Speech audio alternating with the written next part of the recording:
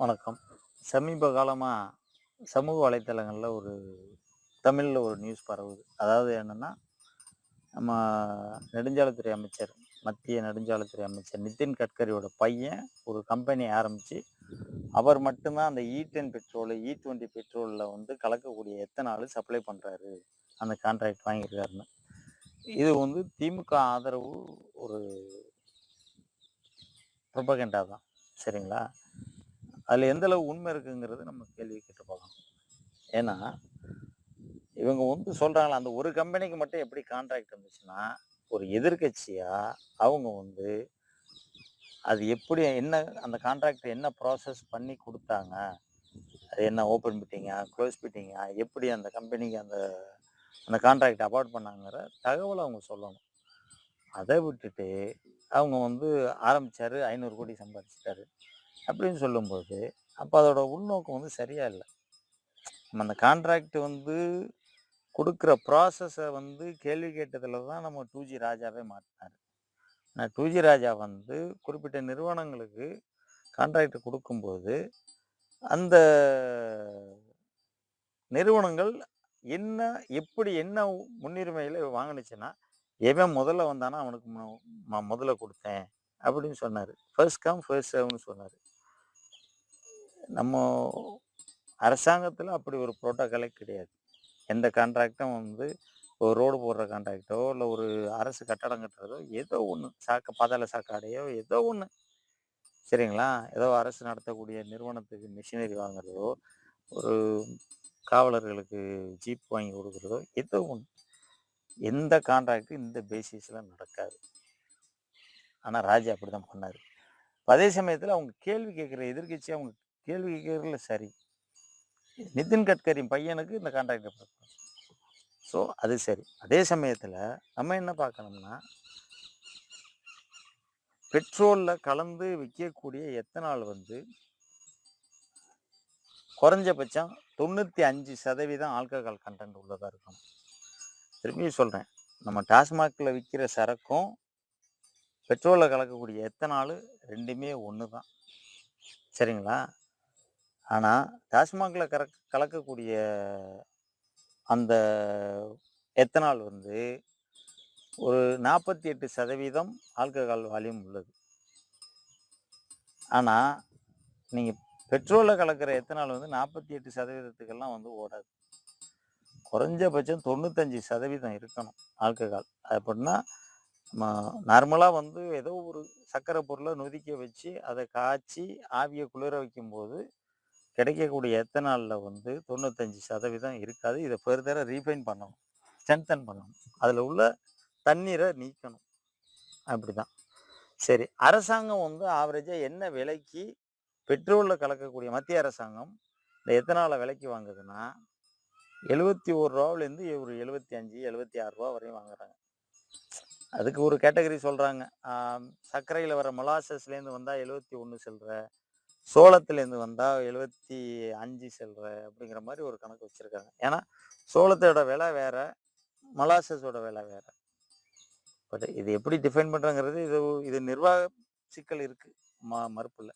But ஆவரேஜாக 75 ரூபா 1 litre 95% alcohol content உள்ள எத்தனால் இந்தியாவில் பெட்ரோல் ரீட்டைல் பண்ணக்கூடிய கம்பெனிகளுக்கு விற்கப்படுது. அதை நிதின் கட்கரி பையன் ஆலையிலேருந்து வருது. சரிங்களா? சரி, இப்போ தமிழ்நாட்டுக்கு வருவோம். தமிழ்நாட்டில் 48% ஆல்கஹால் உள்ள எத்தனாலில் பிராண்டினா பிராண்டி கலரு, பிராண்டிக்கான ஃப்ளேவர் சேர்த்து பாட்டிலில் ஊற்றி விற்கிறாங்க.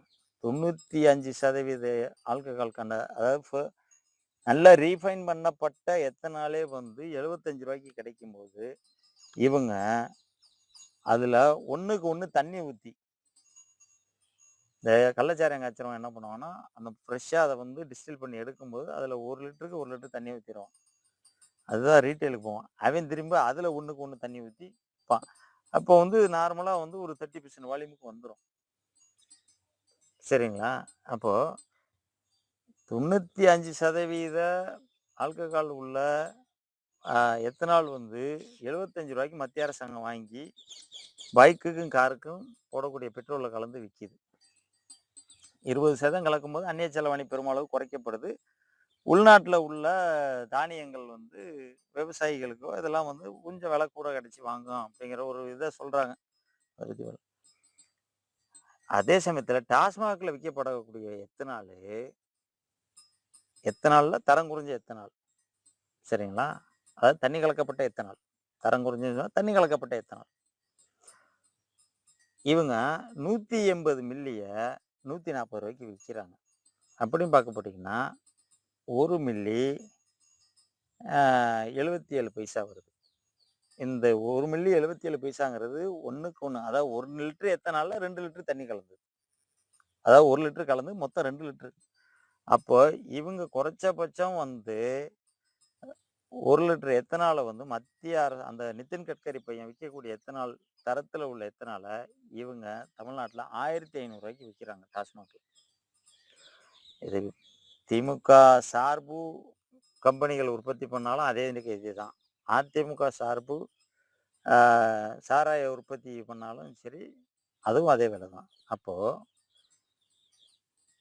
நீங்க ஏங்க அவங்கள குறை சொல்றீங்க? தமிழ்நாட்டுல வந்து டாஸ்மாக்ல வந்து சாராயத்தை சீப்பா விற்கலாம். சரிங்களா? சீப்பா விற்கலாம். நீங்க ரூ. 1500 விற்கிற பொருள, அதாவது 2 லிட்டரு ஆல்மோஸ்ட் வந்து என்னது 2 ஃபுல்லுக்கு மேல வரும். ரூ. 1500 நீங்க விற்கிறீங்க அத. பட் அவன் வந்து ரூ. 75 விற்கிறான். 20 மடங்கு குறைவா விற்கிறாங்க. அப்ப நீங்க வந்து கணக்குக்கு பார்த்தீங்கன்னா, ரூ. 140 விற்கிறத ஒரு ரூ. 7 தான் அதோட மதிப்பு. அதுல கொஞ்சோண்டு கலரு, கொஞ்சோண்டு ஃப்ளேவர போட்டு நீங்க ரூ. 140 வித்து டாஸ்மாக் வருமானம் எல்லாம் எங்க போகுது? 30,000 கோடிங்கிறது ஒண்ணுமே கிடையாதே. அதோட அடக்க விலை ரூ. 7. நீங்க இது பண்றீங்க. இத ஒருத்தனும் இங்க கேள்வி கேட்க நாதி கிடையாது. அப்ப இது எல்லாமே வரவு செலவு எல்லாமே வந்து பிளாக்கா தான் போகுது. ஆளுங்கட்சி யார் இருக்காங்களோ அவங்க பைக்கு எக்கச்சக்கமா போகுது. அமைச்சருக்கெல்லாம் எக்கச்சக்கமா போகுது. சரிங்களா? இது இல்லாம இந்த பாட்டிலுக்கு ரூ. 20 கூட வாங்குறாங்க. பாட்டில் ரிட்டர்ன் பண்ணா ரூ. 10. இல்லைனாக்கா அந்த ரூ. 10 அவங்களோட தான். இது ஒரு இதுன்ட்டு பாட்டிலுக்கு ரூ. 20 சேர்த்து வாங்குறாங்க. கன்சியூமர் சட்டம்னு ஒரு சட்டம் இருக்கிற இந்த நாட்டுல அரசு விற்கக்கூடிய அரசு நிர்ணயிக்க அரசோட கடையிலேயே விற்கக்கூடிய ஒரு பொருள் அரசின் பெயரால் உற்பத்தி செஞ்சு விற்கப்படக்கூடிய ஒரு பொருள் பாட்டிலுக்கு ரூ. 10 ரீட்டைல் மேக்சிமம் ரீட்டைல் பிரைஸோட கேட்டு வாங்கக்கூடிய ஒரு விஷயம் தமிழ்நாடு அரசாங்கங்களே நிகழ்த்தப்படுது. இப்போ அரசு கடையே வந்து சட்டத்தை மதிக்கல. கேட்டால் அமைச்சருக்கு போகுங்கிறான், முதலமைச்சருக்கு போகுங்கிறான், எல்லாருக்கும் காவல்துறை எல்லாருக்கும் போகுங்கிறான். சரிங்களா? நிர்வாகப்படுத்தப்பட்ட ஊழல். ஸோ நிதின் கட்கரி பையன் பிழைக்க தெரியாம ரூ. 75 வித்துக்கிட்டு இருக்கான். நீங்க விவரமா நாள் ரூ. 1500 விற்கிறியாது. இருந்து ஏயா உங்களுக்கு வைத்தறிச்ச? அவன் விற்கிறதுல ரூ. 5 ரூபா கிடைக்கும். உங்களுக்கு நீங்க ரூ. 7 பொருளை ரூ. 140 இல்லை ரூ. 160 விற்கிறீங்க. சரி பாட்டில் ரிட்டர்ன் பண்ண ரூ. 150 விற்கிறீங்க. எத்தனை மடங்கு அது? ஆல்மோஸ்ட் 21 மடங்கு கூட விளைவிச்சு விற்கிறீங்க.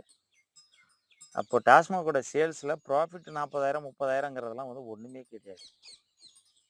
ஒண்ணுமே கிடையாது. இதுல எவ்வளவு கொள்ளையடிக்கப்படுதுன்னு நீங்க கற்பனை பண்ணி பாருங்க. இதெல்லாம் வந்து மிஞ்சி போனா ஒரு 2 இந்த 30,000 கோடிங்கிறதுலாம் ஒரு 2 மாவட்டத்துல நடக்கிற சேல்ஸா இருக்கும். இது இவ்வளவு கொள்ளையடிச்சும் அந்த பெட்ரோல்ல கலக்கக்கூடிய எத்தனால்ல வந்து அதுலயும் நமக்கு பங்கு வரலையே அப்படிங்கிற வருத்தம் தான் உங்கள்கிட்ட இருக்கிற மாதிரி எனக்கு தெரியுது. உங்களோட வருத்தம் வந்து சுயநலத்தோட உச்சம். நாட்டுக்காக எதுவுமே இல்லை. சரிங்களா? பார்த்து நியாயமா பண்ணுங்க. நன்றி.